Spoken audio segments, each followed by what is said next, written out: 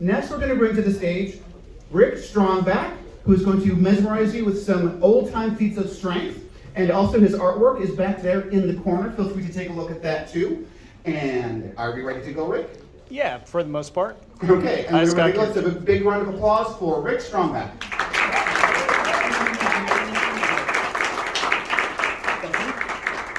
Hi, ladies and gentlemen, boys and girls, babies and femmes, all of our friends. Thank you for joining us tonight. It is nice to see this many people show up to see all our art. I am going to start off tonight with an old classic. Heather, I'm going to need you to help me out with this one. This is the original reason why I even got into old-time strongman feats of strength. It's the bed of nails. Ironically, whenever I was about 8 years old, I went over to a science fair and there was a couple of strongman at it. Luckily, I didn't get to go to one of those weird power club ones where it's like a real religious edge. Instead, it was very sciencey and it explained a lot of little things like distribution of weight and all these other things. But, so this is a nice little warm up, plus I'm a little bit lazy, so I'll just lay down. Oh, that's nice. It's like acupressure. All right. Yes. Hopefully nothing goes wrong. There we go. You want to go back across? There we go. Nice and easy. So do not try this at home. Oh no, you can try this at home. It might not go as easy.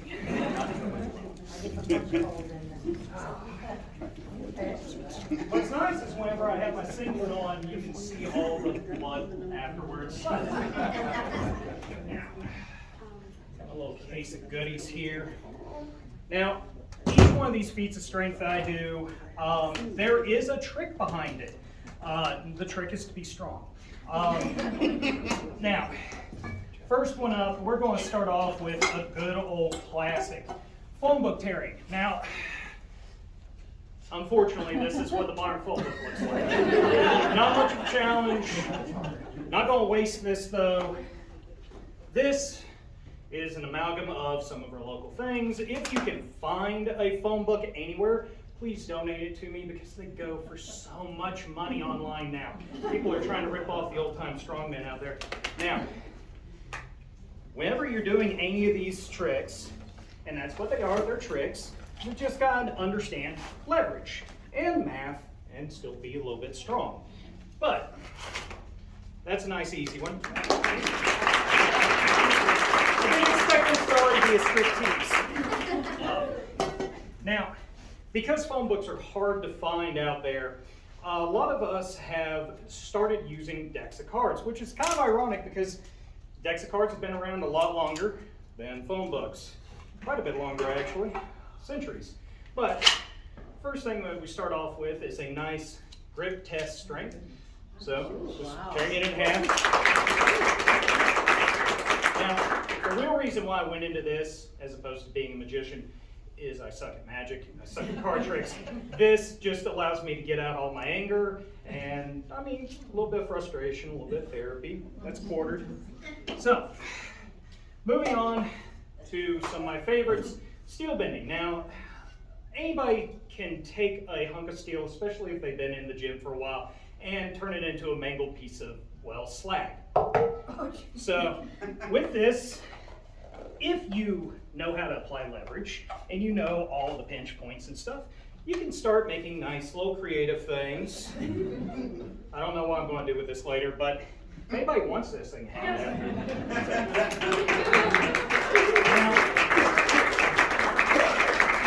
What's funny is I have like 14, 15 of these sitting at my gym right now, and they, if anybody wants to come pick some of them up and turn them into art, feel free to. Now, next one, nail bending. Now this is a 6-inch, 60-penny spike. It takes about 300 to 320 pounds of pressure to bend this one. So anybody with a good bench press, if you want to challenge yourself, come on up. I've got a few more to play with, but maybe I should have warmed up before this. Screw my shoulders, I don't need them. Still a little bit of grip strength there. But there we go. Now, 4 more like that, I might be able to make a star. Now, coming into the final little one that I'm going to be doing tonight, this is a steel horseshoe. Normally, I would bore you with me having to wrap it into leather for its own safety, but that takes about 3 minutes. This is what it looks like before. Same thing, takes about 300 pounds of pressure to start this, and then it gets even worse from there. So we go ahead and get that initial bend.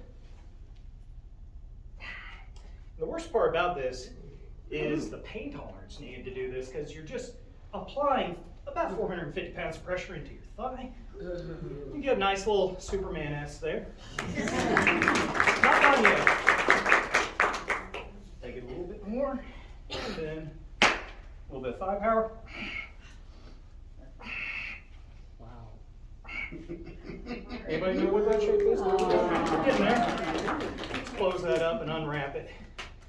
And now get out of the way and let the band get back at it, or you're on over there talk. This is the longest part of the whole show. There we go. Wow.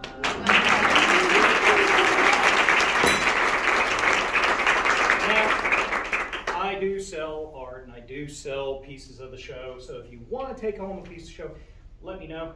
Most of this, aside from the heart, you can just take, all right? Because it's just slag that'll sit on my shelf. Thank you for coming out again. Thank you for patroning all the other artists. If you want to throw a tip my way, don't. Throw it at the library, all right? The library needs it more than me right now.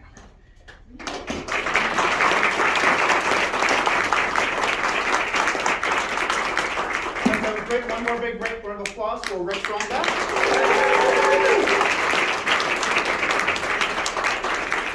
I'm going to let you know, because he's not going to tell you, that he also does special orders on his bent hearts, and he will paint them for you and make them different colors for you. So if you would like your own personalized steel heart, ask the StrongBack. Big round of applause.